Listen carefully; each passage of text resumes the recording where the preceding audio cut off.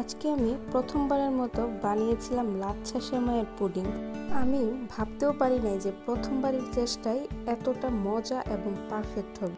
তাই ভাবলাম আপনাদের সাথেও রেসিপিটা শেয়ার করে ফেলি। প্রথমেই নিয়ে নিয়েছি 1 কাপ দুধ আর সাথে পরিমাণ মতো চিনি দিব। কয়েকটা এলাচি দারচিনিও দিতে। ওইদিকে দুধটা জাল হতে হতে আমি এখানে ক্যারামেলটা তৈরি করে নিই।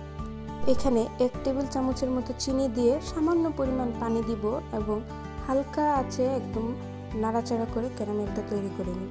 এখন আমি যে লাচ্ছা সেমাইটা দিয়ে পুডিংটা তৈরি করব, এই সেমাইটাকে সামান্য পরিমাণ ঘি দিয়ে একটু হালকা ভেজে নিই। সেমাইকে ঘি দিয়ে ভেজে নেওয়ার ফলে পুডিংয়ের মধ্যে অন্যরকম একটা টেস্ট আসবে। এখন দুধটা জাল করে নেওয়ার পর আমি সামান্য একটু ঠান্ডা করে নিয়েছি। এখন দিয়ে দিব একটা ডিম।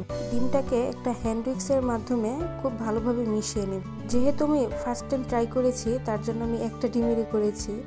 এখন যে বাটিটাতে আমি ক্যারামেল বানিয়ে নিয়েছিলাম, তাতে ভেজে রাখা লাচ্ছা সেমাইটা চারপাশ দিয়ে ছড়িয়ে দিয়ে দিব ভালোভাবে। দেওয়া হয়ে গেলে এই পর্যায়ে আমি ডিম মিক্স করে রাখা দুধটা পুডিংয়ের উপর দিয়ে দিব। দুধটা দেওয়ার পর খুব বেশি নাড়াচাড়া করার দরকার নেই, সেমাইটা নিচে থাকলেই ভালো। এখন আমি একটি প্রেসার কুকারের মধ্যে সামান্য পরিমাণ পানি দিয়ে পুডিংয়ের বাটিটি বসিয়ে দিব এবং ঢাকনা দিয়ে খুব ভালোভাবে ঢেকে দিব। আমার হাতে যেহেতু সময় কম ছিল, তার জন্য আমি প্রেসার কুকারে দিচ্ছি।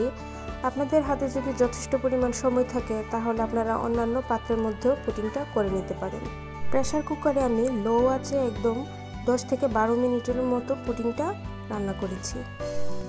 এখন একদম পুরোপুরি ঠান্ডা হওয়ার পর আমি পুডিংটা অন্য একটা বাটিতে ঢেলে নিব। এর জন্য আমি একটি ছুরির সাহায্যে চারপাশে একটু ভালোভাবে ছাড়িয়ে নিলাম। এখন ঢেলে নিব। দেখেন পুডিংটাতে কত সুন্দর একটা কালার এসছে। দেখতেই তো মনে হচ্ছে কতটা ইয়াম্মি, আর খেতে দারুণ। এখন আমি আপনাদেরকে পুডিংটা একটা ছুরির সাহায্যে কেটে দেখাবো। প্রথমবারের চেষ্টায় পুডিংটা এতটা পারফেক্ট হবে আমি ভাবতেও পারিনি। আপনারা বিশ্বাস করবেন কিনা জানি না, এটা নর্মাল পুডিং থেকেও অনেক বেশি স্বাদ। আপনারা দেখলেই বুঝতে পারবেন যে পুডিংটা কতটা পারফেক্ট হয়েছে।